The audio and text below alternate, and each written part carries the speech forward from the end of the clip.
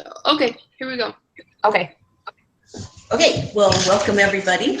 And so what we're going to do is we are going to briefly describe our project from last week and then describe the social emotional domain intervention that you researched this week. And then if you have implemented that, how did it work out? If not, discuss research or other evidence showing the effectiveness if you had. Highlights of the domain interviews that you conducted back in lesson 11. Okay? Okay. All right. So, Molly, would you like to go first?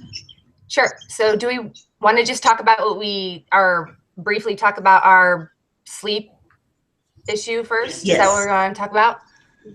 Yes. Okay. So, well, we all researched it together. I don't know what you guys want to talk about it. So we made a pamphlet and we talked about how it's important for young kids to get enough sleep. And by not getting enough sleep, it affects all the domains. But we focused in on the physical domain. And yeah. Yeah, ever since we did that though, ever since I came across that chart, I've been starting putting my girls to bed a half hour earlier. How's that going?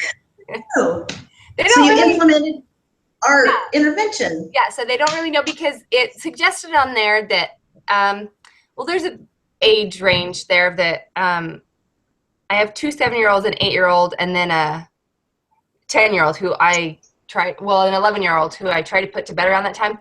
The 11-year-old normally wiggles out of it somehow, which is fine because she's not the one I was worried about. Mm-hmm. But the other ones just take so long to settle down to go to sleep. So I was like, we're just going to start a half hour earlier. So sometimes my kids they have been like looking at the clock like, what? I'm like, hey, go brush your teeth. I'll be for in 5 minutes. And they're like, what? It's only 7:30. I'm like, yep. Let's go. I'm in charge. I'm the mom. So I love it. But it's kind of funny though because I have been noticing that our mornings are running a little more smoothly. Like Nice. It's like this morning they got up like at 6 and I was like, what are you doing? Because that's like a half hour earlier before we even try to get them up.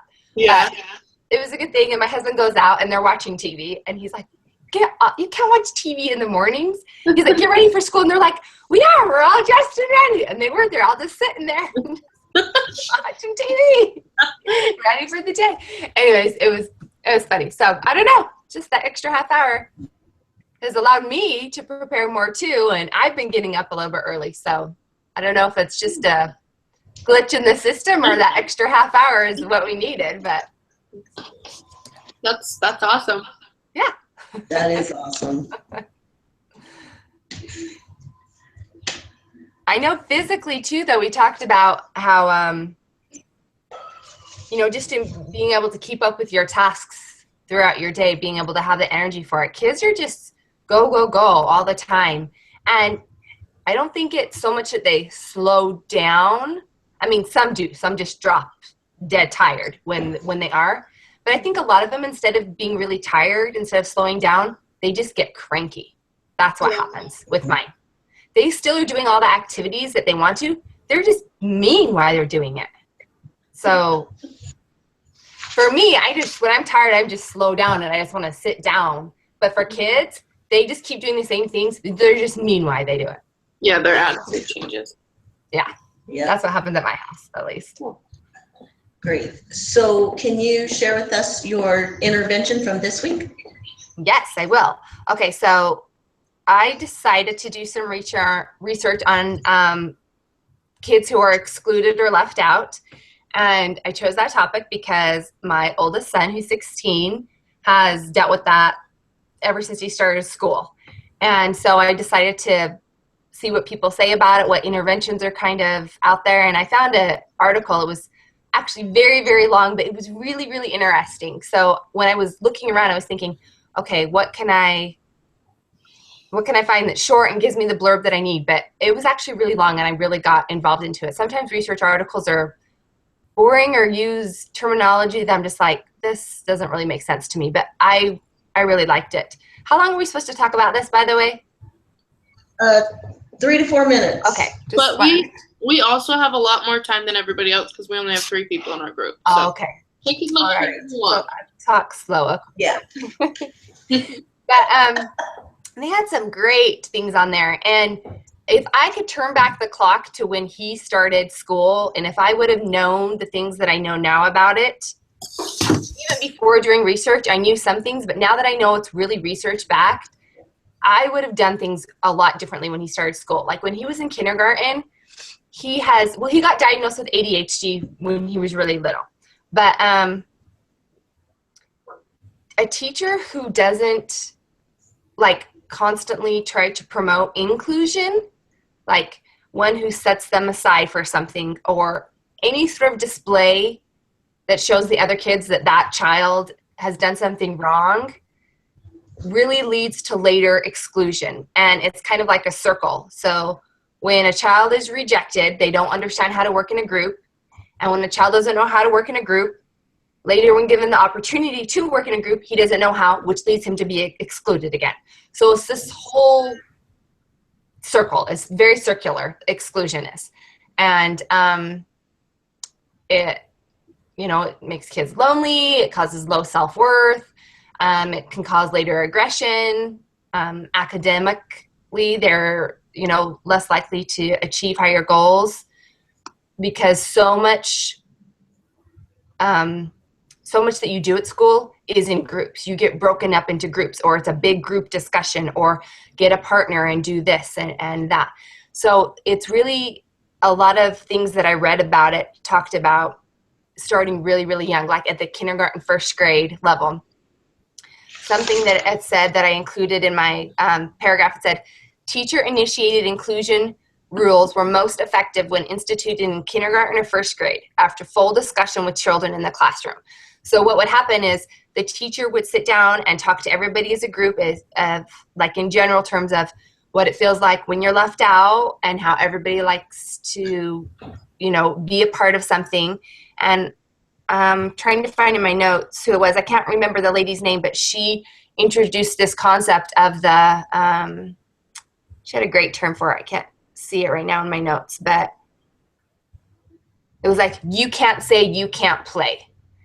And so no one is allowed to ever say you can't play with us.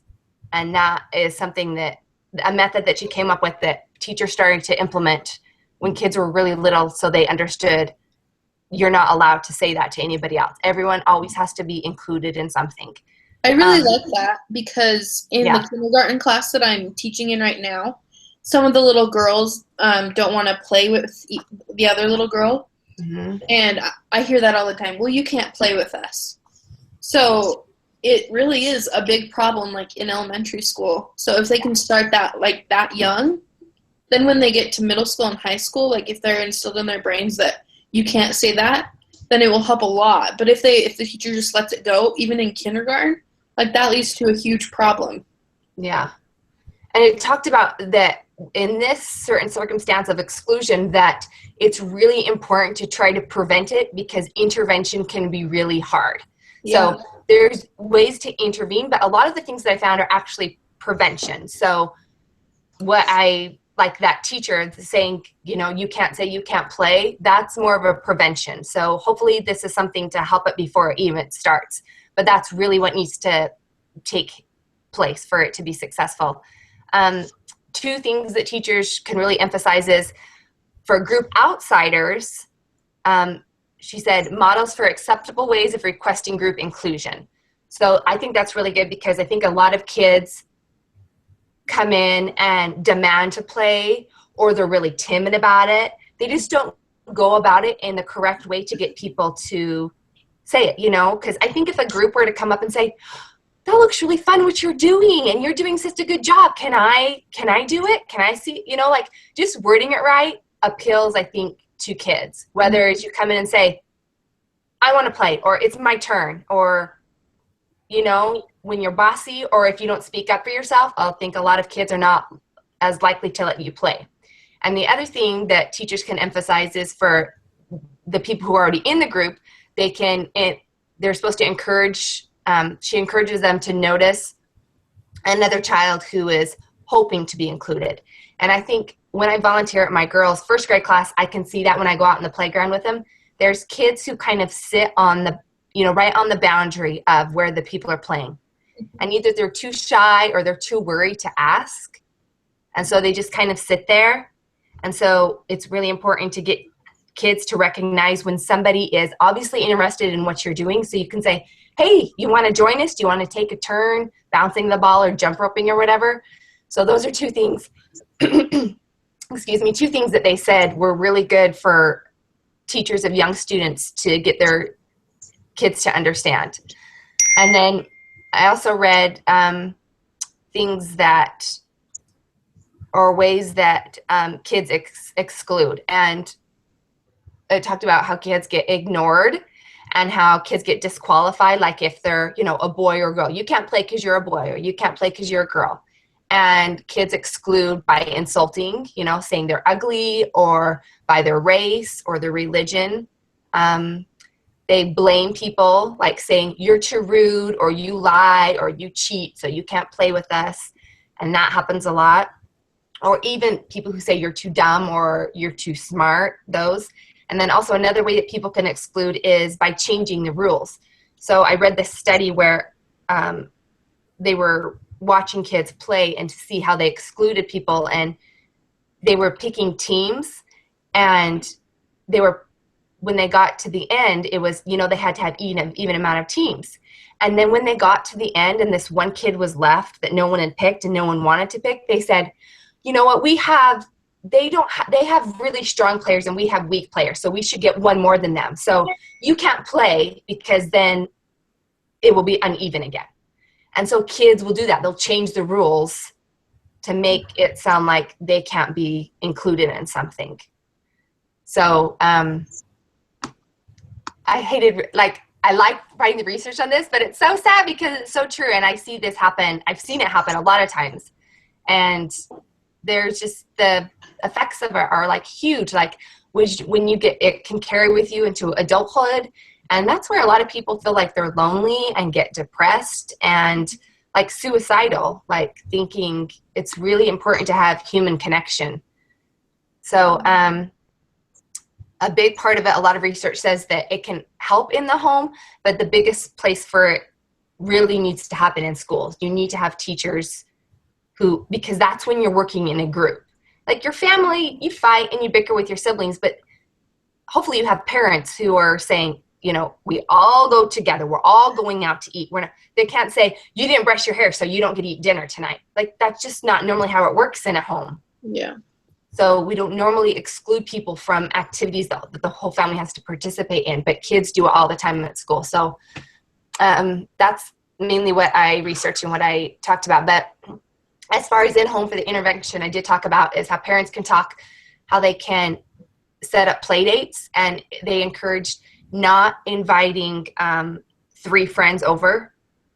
Invite bigger groups, but 3 is typically a bad number to have over. So don't invite 2 friends over, because that gives your child who's normally excluded the opportunity to be excluded again, because those 2 kids will get together and in their own home, your child can be excluded. And that is something that is typically seen. So make sure you know how many people you should invite over.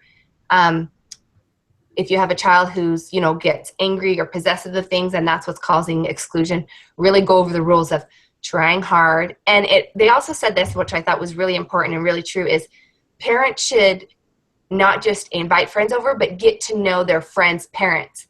And I see that in my own life when the friends that my kids have, if I know their parents by first name and I have their text in there and I say hi to them in the grocery store, like our kids have a better friendship because we have a better friendship. And I know like if another parent can see, hey, I really like that mom and they come from a good family and, I really want you over there, then they're more likely to tell their kid too. If somebody comes home and says, I don't like, so-and-so because they were mean to me, if that parent knows that you're a good parent and can see that about you, they're more likely to stick up rather than saying, well, we won't play there again. They're more likely to say, maybe they were having a bad day, or what can you do to make them feel better? And they'll help their child want to foster that friendship as well, because they know you, who most likely isn't struggling with exclusion. Yeah.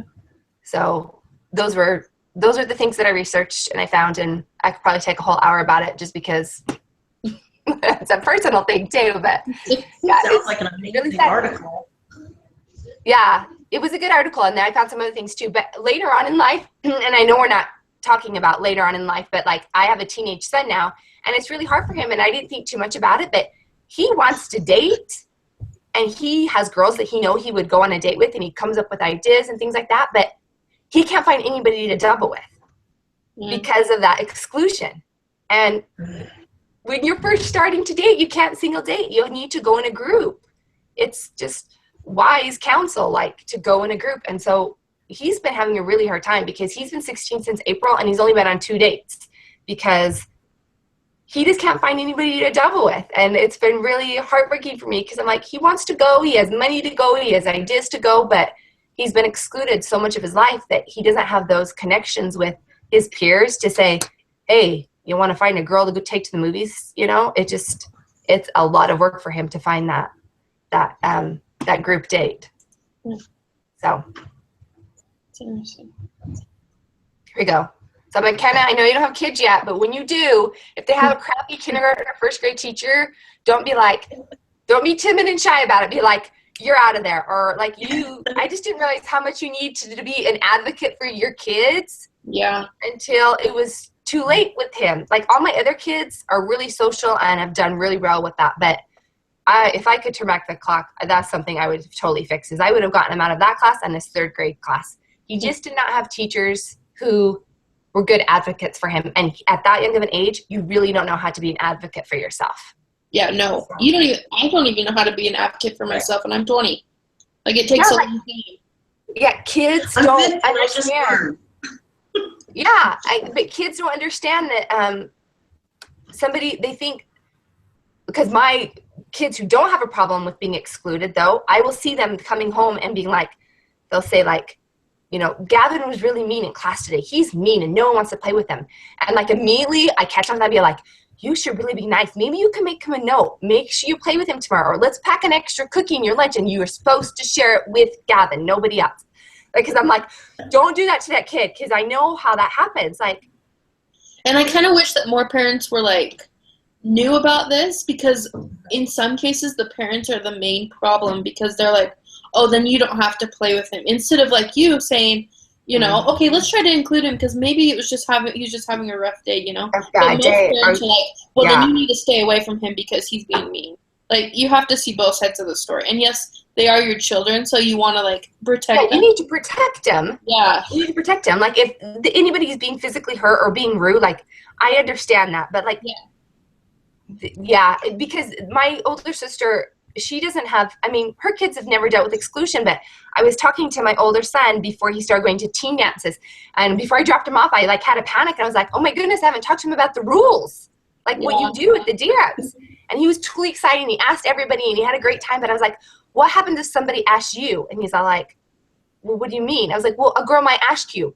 If somebody that you really like asked you, what are you going to say? He's like, well, yeah, I'm going to say yes. I was like, okay, well, what if somebody you don't really like asks you? He's like, oh, I don't dance. I go, nope, you dance with them. It's a 2-minute dance, and you will dance with them, and you will talk to them.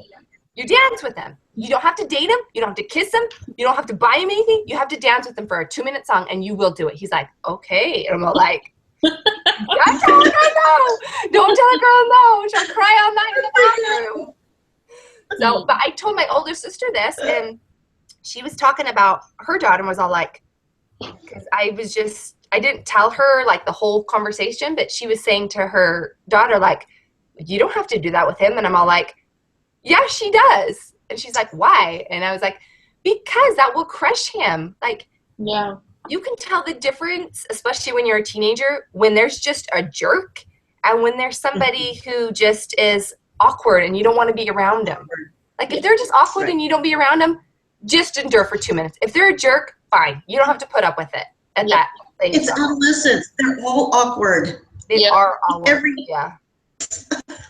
Yeah, a lot of people are. Okay, I'll stop talking now. I'm interested to see what you guys found. That was great. That was great. So McKenna, would you like to share about your domain intervention research? Sure. So I kind of focused in on obesity, and I know that that's more of a physical thing, but it affects so many other domains that it can fit into the social and emotional as well. So I was reading some articles, and I'm just going to read some of what they say, like I've summarized some of them. And so it says, obesity has been described as being one of the most stigmatizing and least socially acceptable conditions in childhood. And just like going back to the exclusion thing that Molly talked about, if a child is obese, how many kids are going to want to be their friends? Obviously not a lot, because it's just like one of those things that you're just, and overweight and obese children are often teased, bullied for their weight, and they face other hardships and like negative stereotypes and everything. And it can start as young as 2 years old, which I thought was totally crazy, like that a 2-year-old could be like stigmatized for being obese, because when I think of a 2-year-old, I just think of like barely not a baby anymore. I don't know. And you're like, so this is my thing, is that you tell them to get active and be involved and all this stuff, but when you go to be involved and you're obese, how many people are going to choose you first on their team, or want you to be on their team because you're slower, and obviously you're not going to be the best or whatever. So there's a fine line between telling them to get involved and then making sure that their involvement is something that's positive and not more of a negative, because once kids are let's see here, so they get involved and they're trying to be in an activity and they get chosen last, automatically when you're told what to do, what do? Like, you go into your comfort zone and you don't listen to anybody. And so for these kids, their comfort zone is to eat, or to go home and eat, or or sit on the couch and watch TV by themselves, because no one else can tell them, no one can tell them that that's wrong. So it produces like low self-esteem, low self-confidence, negative body image, and it can hurt their academic performance, because they'll stay home more, they'll fake sick, just because they don't want to go to school where they're going to be told that they're the last one chosen for the team and everything like that. So then I was looking at ways you can involve, and I think that for the most part it should start at home, so that when they get to school they have I don't know. So some things I found that you can do at home is send a healthy lunch with your kid to school. Make sure it's okay to have some sugary things, but if you're gonna let them snack, make sure they're healthy, like carrots and celery, and and then you can add peanut butter or whatever. And then it also talked about how you can go on walks with your kid, go on walks as a family, or do activities as a family, and reduce their time that they can spend in front of a screen, and make them play, which in my other classes I've been learning about the importance of play.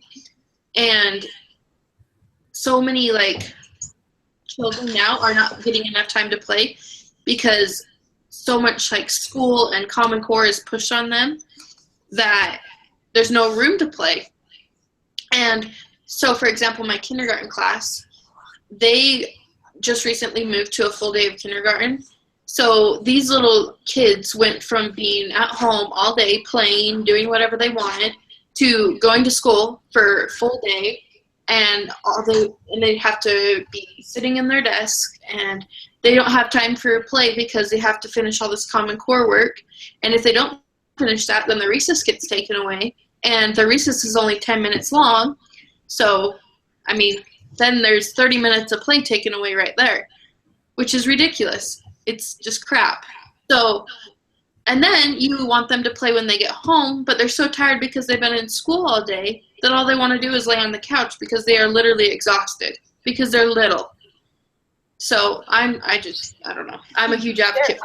I think they're little too, but I know for me, when I've been like emotionally drained, I get physically drained. Like if like something sad happened and I cried a lot, I'm tired. And so for those little kids who maybe had an emotional day because they were picked on or they got their recess taken away or whatever you were talking about, they might have not been running around all day to be tired, but they're tired because they're just emotionally tired and it drains you.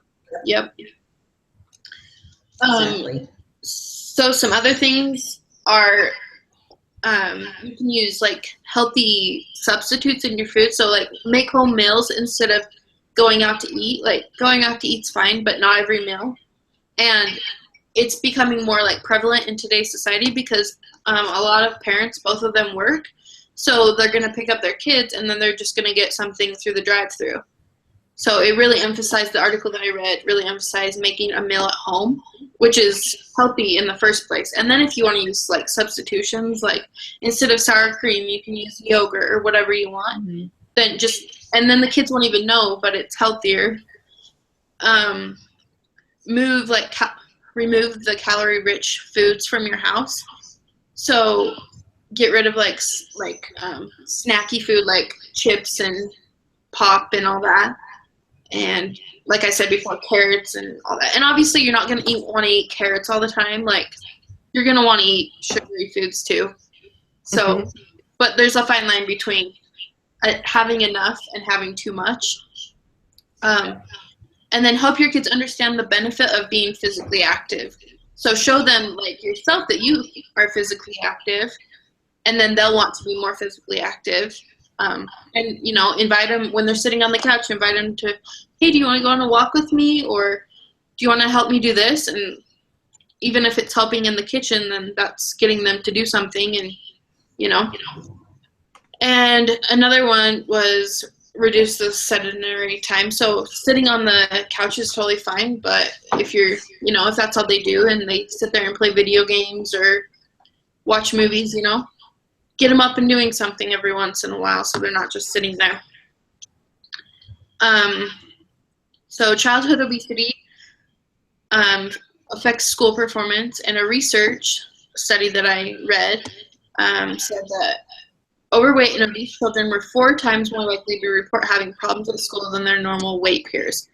They are also more likely to miss school more frequently, especially since sometimes when they're overweight, they can have chronic health conditions such as diabetes and asthma, and that can hinder their academic performance. And just the fact that they don't want to go to school because their peers are picking on them.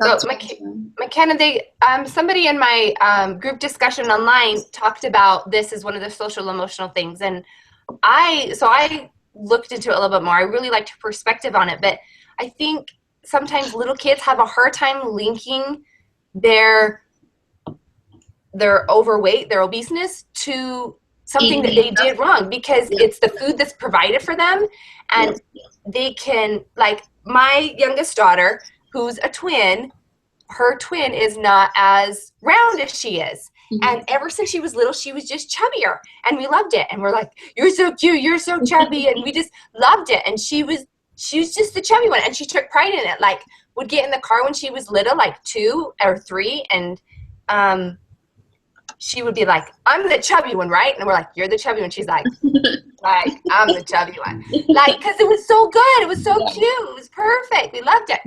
But she now, we've gone through a period, now she's starting to get into school, and she's come home before and been like, she said things like, I'm so stupid. And I'm like, what? And she is actually really, really smart. And I'm like, why did you say that? And she's all like, because I'm chubby. And I'm like, that has nothing to do with it. Why would you think you're stupid because you're chubby? Because it's a negative thing. Being stupid's negative, so chubby's negative. Like, it's just, if I'm chubby, I must be stupid, because all negativity should be wrapped into one.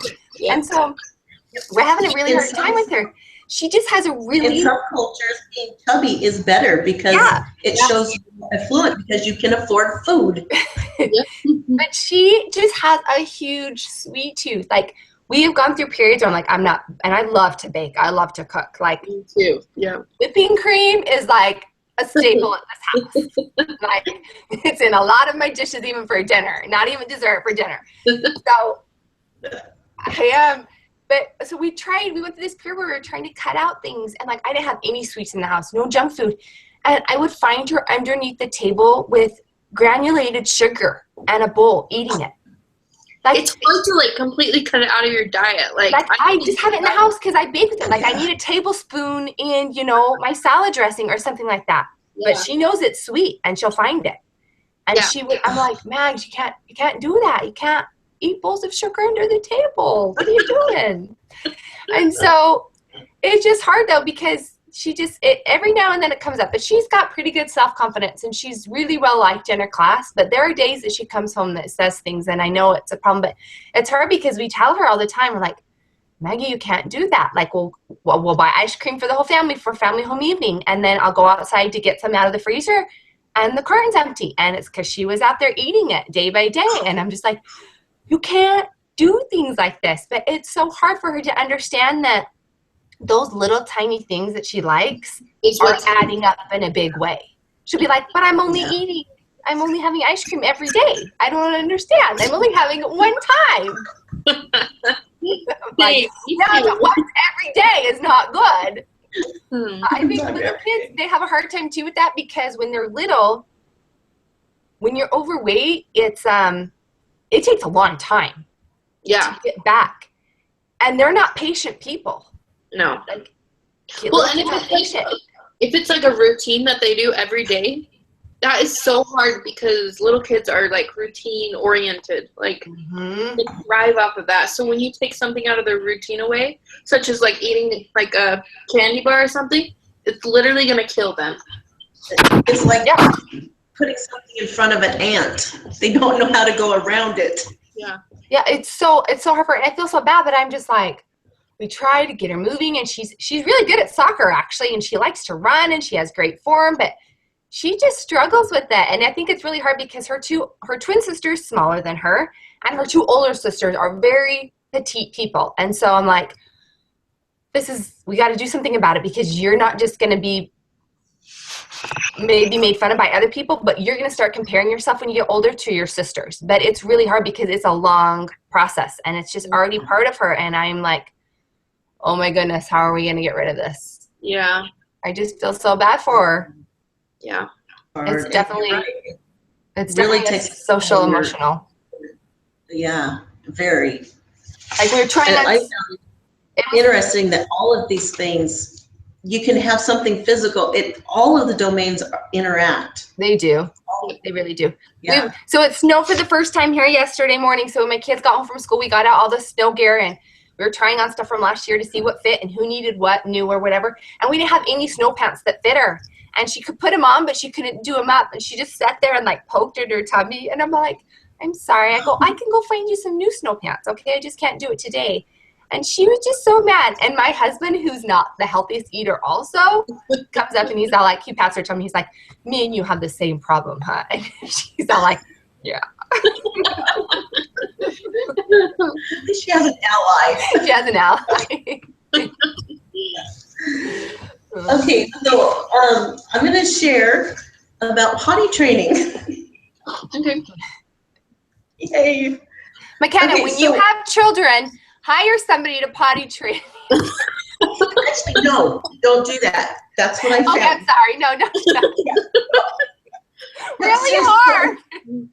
I went into this with the whole thought of, because I watch these kids come to preschool, and it's demanded that they are potty trained before they come.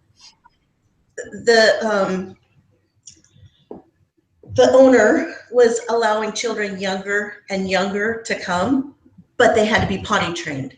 So kids who were not ready emotionally or physically, forced and pressured by their parents to potty train so that I can get you into the preschool, so that I can get on with my day. How young? And two. They're two. Now, That's granted, really young for a boy. Can learn to use the toilet earlier than that. But I found there are a lot of factors that go into this. in our Western culture is a lot different than it is in the rest of the world. And I found like 8 different studies, and I'm looking at these and I have to pick out from, because they're all arguing one way or the other, wait to potty train, or no, potty train when they're 6 months old, or, you know, this and that. But the main key factors that showed up in all of them was, and they were, a lot of them were focused on the problem of bedwetting. And the biggest study that helped explain, or they were able to study, was they were studying the kibbutzes in Israel, because there, what they do is all the children are in like a little house, and they have a caregiver, and she takes care of them the entire day and then sends them home to their parents at night. And she's in charge of the toilet training when it comes time to do that. But what they found, and what they were trying to determine, is why do some of these kids and why do some of them not clear up? And one of the things that they found is that the child's personality has a lot to do with whether or not they're going to be bedwetters, or whether or not they can stay dry during the day even. And they said that the hyperactive or aggressive child finds it difficult to not only restrain his urge to void, but all of his tensions and impulsive responses. He doesn't want to sit down long enough to wait and relax and let it flow. He also tends to be slower than other children in the overall process of internalizing and the inhibition of responses.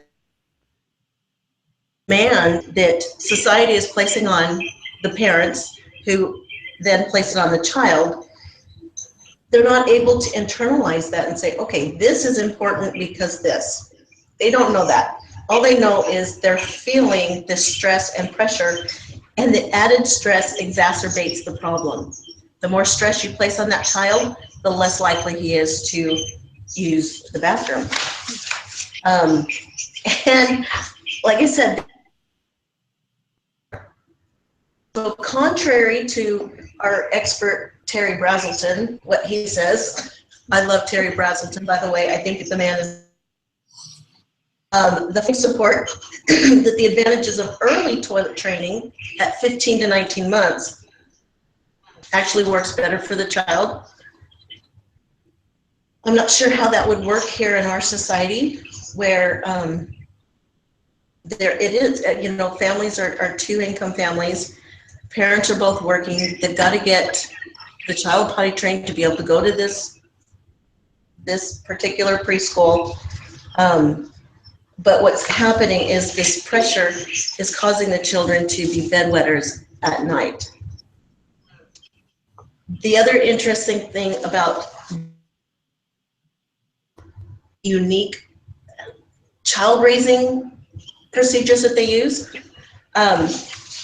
only sending the child home in the evenings and having very little parental involvement, is that they found that the parents who go to the children houses, what they call them, the parents who go and visit during the day, so the parents have involvement in their child's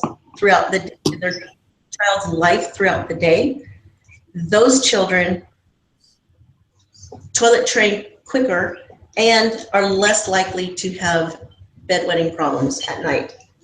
So parental involvement is huge, which of course made me think of, well, the reason you want them potty trained so fast is so that you can stick them in a daycare so that you can eat all day long. And in case you guys don't know, I have issues with that. I have issues with people trying to get rid of their babies. Anyway, I won't get on that soapbox right now. Parenting has a big to do with how well a child will potty train and how quickly.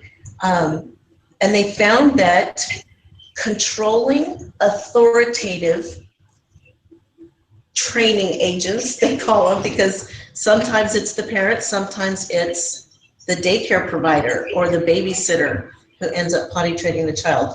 But if they are controlling, they say it should be stressed that control refers not to the imposition of rigid rules, consistent and flexible use of goal-oriented influence upon the child to shape his behavior according to their standards. So it's not authoritarian controlling, it's being consistent and flexible and authoritative. And they also said that using structured, directive, goal-oriented toilet training methods work the best. And with any of those, anytime you're exerting pressure on the parents, who are then exerting pressure on the child, there's about the way that they're taught their toilet training, that child. They are more likely to be stressed, and the more stress makes it worse. They did find in this study, this particular one, that there was, for the children who toilet trained at a younger age, they had a higher level of anxiety, crucial age of 3, among those who achieved the timely bladder control. The increased anxiety disappeared at the age of 4, but it was behaviorally manifested by a greater frequency of day fears and sleep disturbances. So they were staying dry at night because they were waking up scared that they would wet the bed. I am a strong proponent of relieving children's fears. But what was encouraging is to find out that even though they're scared at that point, by the time they're 4, anxieties and fears. So they get over those. And the children who are older when they are toilet training and are being pressured to toilet train will cause them to be even older by the time they finish, and might even have bedwetting problems clear into the ages of 9 and 10. Some of the interventions that I had suggested in my post is that first, the parent needs to relieve their own anxieties about toilet training. Take the power out of it. Toileting, it should be just as natural as brushing your teeth or putting on clean clothes. There's nothing special about it. Make it into a milestone. Oh, my kid's toilet trained. Good for me. Pat myself on the back. You know, or, oh, my kid's not toilet trained yet and I'm a bad parent. It's a normal occurrence. There are no teenage diapers, at least none that I know of. And so one of the things I'd suggest is take the power away. Stop making it such a big deal as to the age or the number of this potty trained. From the institutions that they want to get their child into. Jobs, your employment is based on you being at work, and so you have to have your child in childcare, and it's just a vicious cycle. One of the other things to do also is, okay, I just had a brain freeze. It's about taking the power away, you know, that's what it was. If the parent is more invested in the child potty training than the child is, if they care more about it than the child does, then the child has all the power. And they are the ones and they will exert that power. And also mentioned in one of the studies, which I was glad to see because that's one of my big pushes, is that if the child has the power, then you might as well give up because they're not going to do it. So what you do is you back off, reassess your own motivation for wanting the child to be potty trained, and diffuse the power and try again. And that's pretty much it. But like I said, all of these articles that I found, they just fought back and forth. They didn't agree on anything except for the points of the stress and the linkage it has to wetting the bed. So I pretty much messed up my oldest son in a lot of ways because I was an unexperienced parent. Okay, the first child is always the guinea pig, always. I know, and I feel really bad because he already has a lot of issues. Like he has ADHD, he has a rare disorder, he has hearing aids. Like he has so many complications in his life that I'm just like, why were you the experimental child? Like you were already came with so many hardships. Why gotta mess you up more? Anyway, so but potty training him again was a nightmare because for multiple reasons. But we lived at my in-laws, cursus Mercis, for 9 months. And it was when he was ready, we lived there. And I was like, I can't do it. I'm not doing it here. I'm not cleaning up messes. This isn't my house. It will cause too much anxiety in me. I can't do it. So I didn't do it. So by the time we got around to it, like I had missed my window of opportunity when he was really ready. And so it was a huge struggle to do it later on. He was stubborn. He was just all like, what's the point? And so I had the opposite happen to me of instead of trying to do it early, I had to do it really, really late. And I was like, this is awful. And it was a terrible experience. And I remember it because I have a picture of him totally naked, sitting on the toilet, dead asleep. Because I made him sit on the toilet until he went to the bathroom. I was like, don't get off of that because I am not cleaning up another accident. So he fell asleep on the toilet. So I don't know why I keep that picture because I just feel guilty every time I see it because I have a naked child sitting on the toilet when they were like 3. But I'm all like, don't you dare get up. Teenager now. What? He's a teenager now, and he's not in diapers anymore, is he? No, he's not. About being able to use the toilet. These kids that we had in the preschool, they couldn't zip and button their pants. And I'm like, the poor kids, they know to go to the toilet. They're ready to go to the toilet, but they're in these clothes that they can't get out of. Sweatpants, drawstring, Velcro. Exactly. Yeah, Velcro on shoes. Why can't we have them on pants? Or elastic waistbands, you know? But no, we have to dress them in these designer jeans, and poor kids are bound to fail. McKenna, how much time have we been going? We have 12 minutes left. Okay.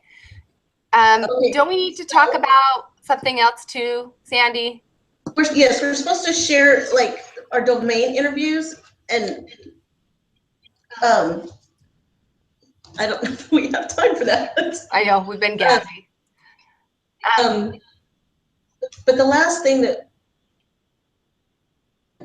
consider for the last 15 to 20 minutes is attempt to identify common elements of effective interventions, all of the ones that we mentioned, and then also things that we found in our interviews. Okay. And then conclude by sharing our best general insight or suggestions about effectively intervening to foster optimum development. And while you guys were talking, I've written some down that struck me that would fit under this. Oh, good. Let's talk about common elements. That prevention works better than intervention. Yeah. Mm-hmm. Big time. And pressuring the child in any of these doesn't work. It just doesn't. We have to handle our own anxieties about whatever the issue is before we can help the child. Those were the 2 big commonalities that I found. Yeah, I like that. Yeah, I agree with both of those. Was there anything in any of you guys' individual? Sandy, you're in my group online. So was there anything from our group discussion, or McKenna, is there anything from yours that somebody brought up in any of the other domains that you thought were particularly interesting or you hadn't thought of?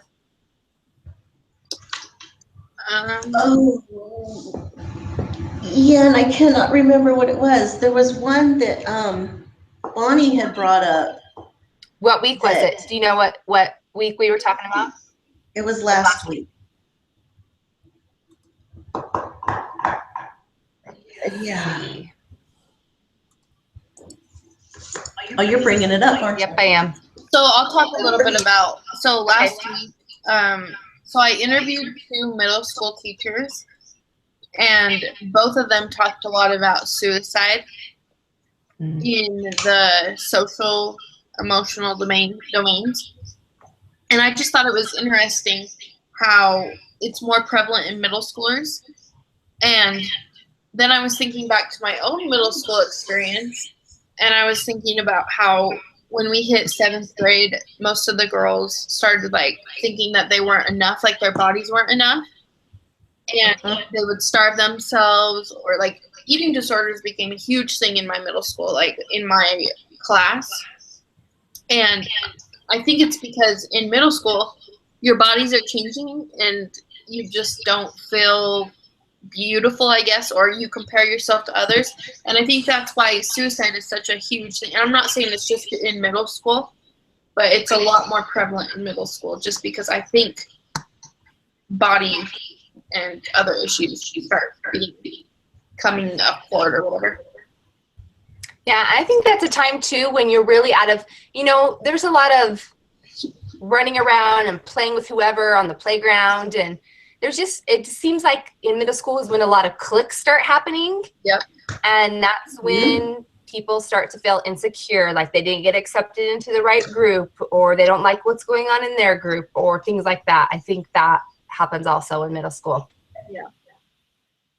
So, okay, so good about myself, I start griping about you. Yeah. That's what I ran into the most, is people who didn't feel good about themselves are just like angry at everybody and mean. So from last week, Bonnie brought up too much screen time, cognitive processing issues, mental health problems, fine motor skills, cognitive delays, vision or hearing issues. That's what Bonnie put. Are any of those cognitive delays? Cognitive delays. It seems to me like that was the one that a lot of people were talking about, were focusing on. It could have been. Or maybe it was just me. I did too. Yeah, I think people responded to me too a lot with that, because I addressed cognitive delays because of my son, again, has cognitive delays. And I talked about that also being an issue for the, is that physical? No, that was in the cognitive. Hello. It's right in the Yeah. What's cognitive delays under? That one would be under. Your cognitive. But see, again, that's where a cognitive delay can cause physical problems. It can also cause social emotional problems. Yeah. Yeah, there's a lot of good ones that were brought up in our group about, well, in all of them, risks. I like that we didn't all come up with the same right. things. So I don't know how much time we have left, but we have 6 minutes. Okay, we can probably. So shall we do our 2-minute? Yeah, recap. 2-minute recap. Yeah. Sandy, do you want to give our 2-minute recap? Well, I can do part of it. I took notes while you guys were talking, but I did not take notes while I was. I took notes while you were talking, Sandy. Oh, awesome. Okay. So, Whitney, you were talking about McKenna. I wrote down obesity or not Whitney, sorry. I got her written next to here. McKenna was talking about obesity and pressuring the child to be involved, but you need to make sure the involvement is positive and not negative involvement. And to do activities at home to reduce screen time, and it also increases feel-good chemicals when you go out for a walk and they breathe more, which would also help improve how they feel about themselves. And then Molly, the one that I really loved is you can't say you can't play, and the inclusion and having children discluded or unincluded and the effects it can have later. And the prevention works better than intervention. and I really, really loved the modeling that the adult, whether it's a parent or if it's a teacher, especially teachers, need to model how to include yourself, how to get that child to be involved. You know, if that child's obese, you know, how can you get that child to involve themselves? Hey, it looks like you're having a good time with what you're doing. I'm really interested.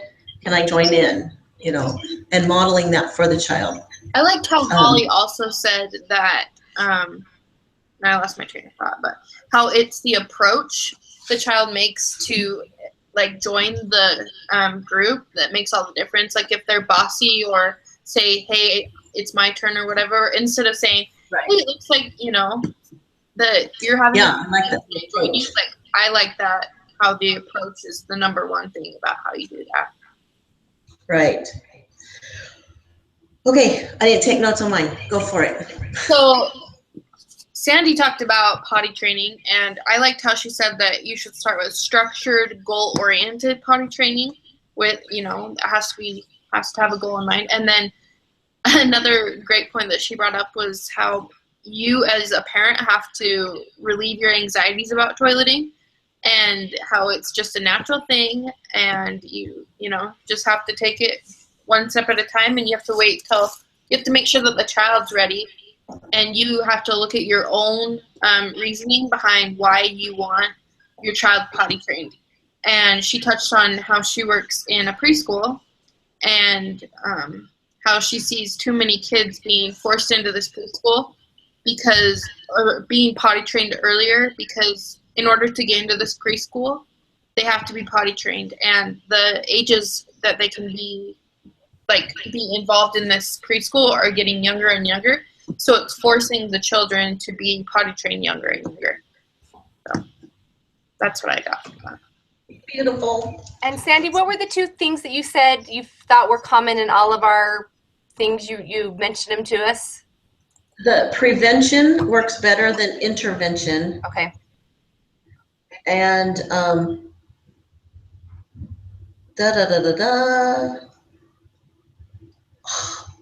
okay, why did I not write that one down?